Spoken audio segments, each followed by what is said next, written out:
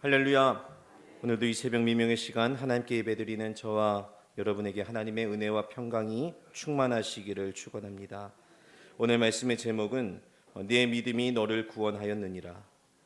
내 믿음이 너를 구원하였느니라 라는 제목으로 하나님의 말씀 나누겠습니다. 오늘부터 시작해서 토요일까지 이 시간에는 예수님께서 베푸신 치유의 말씀들을 이제 하나씩 살펴볼 것입니다. 우리가 요즘 코로나 시대를 보내고 있는데 치유의 말씀이 굉장히 우리 마음에 와닿습니다. 말씀을 읽으면서 평소에 느끼지 못했던 공감이 옵니다. 당장 오늘 말씀만 보시더라도 예전에는 나병 환자들 볼 때 그냥 그러려니 했습니다. 근데 지금 와서 보니까 정말 우리 시대의 이 코로나 환자들과 별반 다르지가 않습니다. 일단 격리가 되었다는 점. 지금 외국에 나갔다 들어오시면 2주간 자가 격리를 해야 되고, 또 코로나에 걸리면은 그 즉시로 별도의 음압병실에 격리 수용되지 않습니까? 그런데 예수님 당시에 나병 환자들도 그랬습니다. 나병에 걸리면 감염의 우려가 있기 때문에 공동체 밖에서 따로 격리된 생활을 했습니다. 그래서 오늘 보시는 말씀 12절에 보시면 10명의 나병 환자가 예수님을 봤지만 가까이 가지를 못하는 것입니다. 멀리 서서 비대면으로 외쳤던 것입니다. 말씀이 이전과 달리 훨씬 이제 피부로 와닿는 것입니다. 사실 예수님 시대나 우리 시대나 큰 차이가 없습니다. 그때도 전염병이 있었듯이 지금도 전염병이 있습니다. 우리 시대만 격리 조치가 있고 비대면하는 게 아니라 예수님 시대에도 그런 조치가 있었습니다. 그렇다면 마찬가지로 예수님께서 나병을 고쳐주신 그 역사가 오늘 이 시대 가운데도 동일하게 임하게 될 줄로 믿습니다. 말씀의 역사는 그때나 지금이나 동일한 것입니다. 그럼 어떻게 하면 치유의 역사, 이 회복의 역사를 우리가 누리게 될 수 있을까? 오늘 마지막 절에 예수님께서 주신 답이 있습니다. 이르시되 일어나 가라, 내 믿음이 너를 구원하였느니라. 주님께서 오늘 우리의 믿음을 보시는 줄 믿습니다. 치유와 회복의 역사를 이어지는 믿음, 그 믿음은 과연 어떤 믿음인가? 오늘 말씀을 통해 함께 살펴보시고 그 믿음을 품고 진정한 치유와 회복을 경험하는 저와 여러분 되시길 간절히 축원합니다. 첫째로 주님의 능력을 신뢰하는 믿음이 있어야겠습니다. 주님의 능력을 신뢰하는 것, 이것이 치유로 이어지는 첫 번째 믿음입니다. 오늘 본문 11절부터 14절 말씀을 중심으로 보겠습니다. 오늘 본문에 보시면 10명의 나병 환자들이 예수님을 찾아왔습니다. 13절 말씀에 비대면으로 멀리서 소리쳐 말하기를 예수 선생님, 우리를 불쌍히 여기옵소서. 일단 이 외침 자체가 보통 믿음이 아닌 것입니다. 우리가 코로나 겪으면서 정말 이런 전염병에 대한 적용이 잘 되는데 한번 생각을 해보시기 바랍니다. 지금 압구정 역 앞에 코로나 감염자 10사람이 방역 지침을 어기고 나와서 예수님 도와주세요 하고 이렇게 소리를 지르는 것입니다. 그러면 아마 경찰 부르고 봉쇄하고 난리도 아닐 것입니다. 이스라엘 이 예수님 당시에도 나병 환자에게 방역 수칙이 있었습니다. 그게 레위기 13장 말씀인데 거기 보시면 나병 환자는 격리되면서 그 책임을 본인이 지는 것입니다. 그래서 모르는 사람이 근처에 오면 그 즉시로 머리를 풀고 윗입술을 가리면서 나는 부정합니다 외치고 도망가야 했습니다. 이걸 어기면 돌에 맞아 죽을 수도 있었습니다. 그런데 오늘 이 10사람이 마을 주변까지 와서 외치는 것입니다. 아마 사람들이 다 쳐다봤을 것입니다. 하지만 이 사람들 창피하거나 민망한 거 없습니다. 돌 날라올까 봐 걱정하지도 않습니다. 주님의 도우심이 간절한 사람은 물불을 가리지 않는 것입니다. 어제 우리 전도사님과 신방하는 길에 나아만 장군 이야기를 나눴습니다. 나아만 장군이 어떻게 나병을 고침받았습니까? 성경에 나오는 모든 나병의 치유를 보시면 일단 다 내려놓는 것입니다. 나아만 장군은 입고 있던 장군복을 벗었습니다. 거기 주렁주렁 달려있는 훈장 뺐지 무슨 소용이 있습니까? 다 벗고 온몸에 퍼진 그 나병을 오픈하면서 해수면보다도 낮은 요단강 물에 내려가는 것입니다. 그렇게 다 내려놓고 오직 하나님 바라볼 때 역사가 일어난 줄로 믿습니다. 그런데 오늘 말씀 돌아와서 보시면 그 주님 신뢰하는 믿음이 끝까지 가야 되는데 쉽지가 않습니다. 14절에 보시면 이들에 대한 예수님의 반응이 나오는데 굉장히 미적지근합니다. 믿음으로 외쳤으면 야, 참 귀하다, 격려도 좀 해주시고 안수도 해주시면 좋겠는데 14절 보시면 그냥 가서 제사장들에게 너희 몸을 보이라 하고 그냥 갈 길 가시는 겁니다. 야박하게 느껴질 수도 있습니다. 근데 사실 예수님은 너무나 기쁘셨습니다. 너무 기뻐서 그 좋은 믿음을 한 번 더 보고 싶으셨던 것 같습니다. 제사장에게 너희 몸을 보여라. 이것도 사실 믿음이 필요한 것입니다. 아까 말씀드린 그 나병 환자들의 방역 수칙이 담겨 있는 레위기 13장 말씀을 보시면 격리가 해제되는 것은 제사장이 컨펌을 해줘야 되는 것입니다. 그런데 그 전제 조건은 치료된 흔적이 조금이라도 나타나야 합니다. 레위기 13장 6절에 보시면 환부가 좀 엷어지거나 병색이 퍼지지 않는 호전된 경과가 있을 때 해제가 떨어지는 거지, 그냥 온몸에 나병이 있는 상태로 갔다가는 정말 짱돌에 맞아 죽을 수도 있습니다. 몸에 변화가 전혀 없는데 일단 가라는 것입니다. 그 말씀에 순종했을 때 14절 끝에 결과가 나와 있습니다. 그들이 가다가 깨끗함을 받은지라. 깨끗해지고 간 것이 아니라 가다가 깨끗해졌습니다. 먼저 다 고쳐주시고 가라는 게 아니라 일단 믿고 가면 그때 치유가 이루어지더라는 것입니다. 이게 성경이 말하는 진짜 믿음입니다. 우리 주변에는 여전히 그냥 믿지를 못하고 정말 그런지 조금 진행되는 걸 보고 믿겠다는 분들이 있습니다. 굉장히 어리석은 것입니다. 사실 우리의 눈은 적외선과 자외선을 보지도 못합니다. 그 눈으로 하늘의 별은 몇 개나 볼 수 있겠습니까? 너무 큰 것도 못 보지만 미세먼지도 볼 수가 없습니다. 그런데다 시각은 얼마나 주관적인지 좋아하는 사람은 좋은 것만 보이고 싫어하는 사람은 나쁜 점만 보입니다. 그래서 사기꾼들한테 가장 많이 당하는 피해자 유형이 뭔가 보니까 보고 결정하겠다는 사람이 가장 많이 당한다고 합니다. 사기꾼들은 던질 미끼가 많습니다. 보여달라고 하니까 너무 땡큐인 것입니다. 그런데 자꾸 봐야 믿겠다, 보여주시면 믿겠다 하는 것은 절대로 좋은 믿음이 아닌 것입니다. 보여달라는 것은 확인하겠다는 뜻이지 믿겠다는 뜻이 아닙니다. 우리가 결과를 보지 않고 오직 주님 신뢰하며 나아갈 때 거기에 진정한 회복과 치유의 역사가 임할 줄로 믿습니다. 주님의 능력을 절대 신뢰하는 그 믿음으로 회복의 주인공 되시길 간절히 축원합니다. 두 번째, 하나님께 영광 돌리는 믿음이 있어야겠습니다.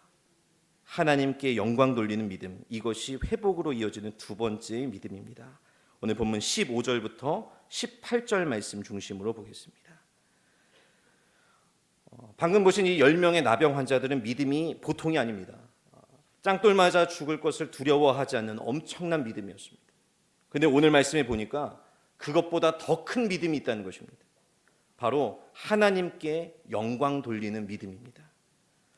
우리가 정말 어렵고 힘들 때 하나님 생각나야 하겠지만은 사실 기쁘고 좋은 일 있을 때도 하나님 생각이 나야 할 줄 믿습니다. 작년에 우리 성도님들 중에 해외에 갔다가 2주간 자가격리하신 분들이 계셨습니다.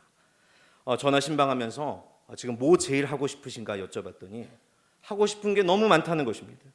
가족들도 만나고 싶고 맛있는 것도 사 먹고 싶고 어디 나가고 싶고 친구들 보고 싶고 정말 하고 싶은 게 많으셨습니다. 오늘 격리 해제된 나병 환자들도 똑같은 심정이었을 것입니다.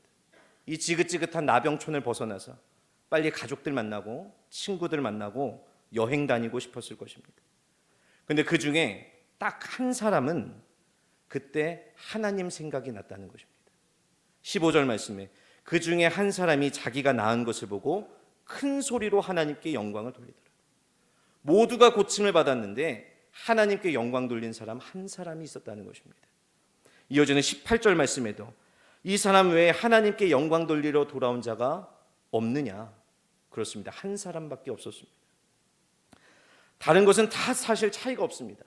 오늘 나온 10명의 환자들은 똑같은 점이 너무나 많습니다. 일단 걸린 질병이 똑같습니다. 격리 수용돼서 같이 밥 먹고 같이 잤습니다. 예수님 소문을 같이 들었고 같이 찾아갔습니다. 예수님의 이름을 같이 외쳤습니다. 예수님께 같은 대답을 들었고 같이 순종했습니다. 똑같이 치료를 받았습니다. 심지어 10사람의 이름이 안 나오는 것까지 똑같습니다. 무슨 교복이나 기성복을 보는 것처럼 이 10사람은 구분이 가지 않는 것입니다. 근데 딱 하나, 하나님께 영광 돌리는 믿음이 달랐습니다. 이 작은 차이가 엄청난 결과를 가져오는 것입니다. 미국의 토마스 모나건이라는 사람이 있었습니다. 이 사람은 건축을 전공했지만 안타깝게도 전공을 살리지를 못했습니다. 24살 젊은 나이에 대학 졸업하고 할 일이 없어서 500불 임대받아 작은 피자 가게를 차렸습니다. 그런 구멍가게로 주변에 쟁쟁한 피자 가게와 경쟁이 되겠습니까? 이때 모나건이 생각했던 것이 작은 차이였습니다. 나는 특별한 게 없는데 이 피자를 좀 빠른 시간에 고객들에게 전달하면 좋겠다. 그래서 최초로 30분 이내 배달하는 서비스를 시작했습니다. 이 작은 차이로 모나건의 이 낡은 피자 가게는 연매출 69억을 자랑하는 세계적인 도미노 피자로 성장을 했던 것입니다. 작은 차이가 큰 변화를 가져오는 사례는 성경에서도 볼 수 있습니다. 이삭의 쌍둥이 아들인 야곱과 에서를 보십시오. 둘 다 쌍둥이입니다. 같은 날 같은 부모에게서 자랐고 매일 같은 집에서 먹고 자고 자랐습니다.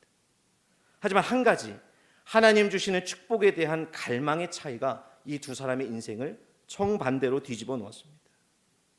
오늘 우리 이 시대의 성도들도 똑같습니다. 다 면면을 보면 큰 차이가 없습니다. 우리는 똑같이 밥 먹을 때 기도하고 힘들 때 주님을 찾고 주일날 예배 드리고 사는 모습이 비슷합니다. 하지만 하나님께 영광 돌리며 살고 있는가? 그 차이는 엄청난 결과를 가져오는 것입니다. 사실 우리가 누리는 모든 축복 하나님께서 주신 줄로 믿습니다. 하나님께 은혜를 구하는 사람은 많지만 하나님께 영광 돌리는 사람은 여전히 적습니다.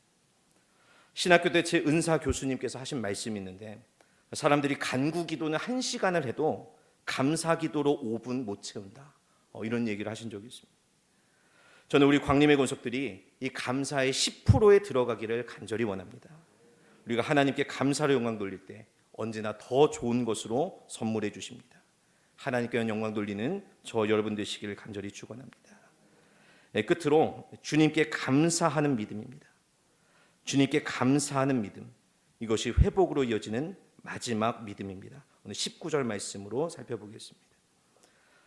사실 아까 보신 하나님께 영광 돌리는 거나 지금 예수님께 감사하는 거나 그게 그것처럼 보이실 겁니다. 그런데 오늘 누가복음 15절과 16절을 보시면 이 둘을 철저하게 구별해서 쓰고 있습니다. 비슷해 보이지만 의미가 좀 다른 것입니다. 이 한 명의 나병 환자가 16절에 왜 예수님 발 앞에 엎드려서 감사했는가? 특별한 이유가 있다는 것입니다. 바로 그 끝에 나오는 말씀, 16절 끝에 그가 사마리아 사람이었다는 점이 중요합니다.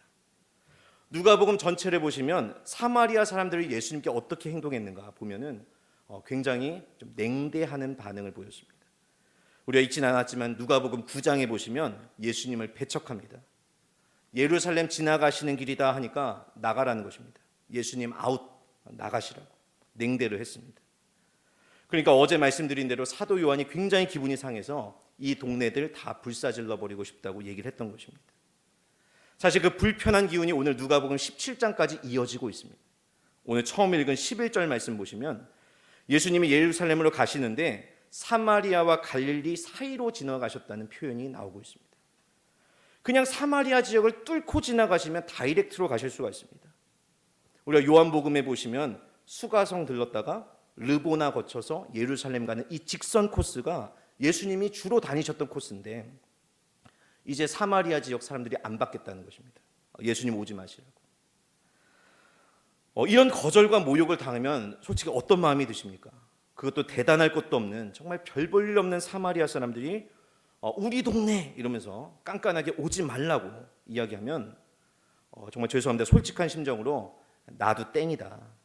너네 볼 것도 뭐 있냐 하면서 등 돌리고 싶은 마음이 솔직히 들 것입니다. 세상 스타일 따라서 내 다시는 아는 척 안 하겠다.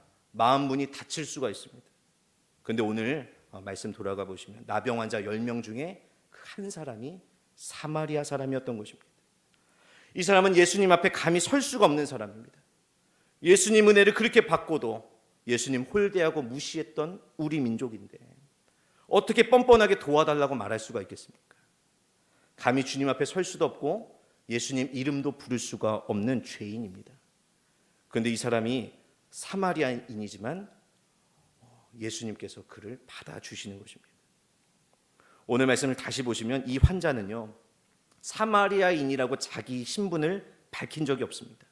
근데 19절 말씀 보시면 18절 말씀, 이 이방인 외에 돌아온 자가 없느냐. 예수님은 이미 이 사람이 사마리아 사람인 걸 알고 계셨다는 것입니다. 그럼에도 동등하게 대해 주셨고 똑같이 치료해 주셨습니다. 그 사랑에 감격한 이 사람, 하나님께 영광 돌리는 것으로 끝나지 않고 주님을 찾아가 그 발 앞에 엎드려 감사하는 것입니다. 나 같은 사마리아인, 나 같은 죄인을 사랑하시고 차별 없이 대해 주신 그 은혜 감사드립니다. 이것이 바로 우리가 누려야 할 구원의 감격, 구원의 은혜인 줄로 믿습니다. 그저 주님을 멀리 서서 부를 수밖에 없는, 사실 그럴 자격도 없는 주님의 원수된 나를 차별 없이 똑같이 대해 주시고 동등한 하나님 백성으로 여겨주신 그 사랑에 감사하는 것입니다. 오늘 이 사순절을 보내는 저와 여러분, 우리가 가져야 할 진짜 믿음이 바로 이 믿음입니다. 19절 말씀, 내 믿음이 너를 구원하였느니라. 오늘 이 구원에 대한 감사의 신앙으로 오늘 하루 주시는 참된 회복과 치유를 경험하는 복된 한 날이 되시기를 간절히 축원합니다. 함께 기도하시겠습니다. 하나님 아버지, 오늘 치유의 말씀을 통하여서 우리에게 참된 믿음을 깨닫게 하신 은혜에 감사를 드립니다. 죄의 종노릇하던 우리, 하나님 앞에 감히 설 수 없었던 우리를 백성 삼아주신 사랑에 감사드립니다. 오늘도 주님의 능력을 의지하며 살아가기를 원하노니 슬플 때나 기쁠 때나 오직 하나님께만 영광 돌리게 하여 주시옵시고 구원의 감격으로 살아가는 우리 모든 광림의 권속들 다 되게 하여 주시옵소서. 이 시간도 정성으로 예물 올려드리는 손길들이 있습니다. 11조와 감사 서원의 예물 기쁘게 받아 주시옵시고 하늘 신령한 복과 땅의 기름진 복으로 충만히 채워 주시옵소서. 예수님의 이름으로 기도드립니다. 아멘.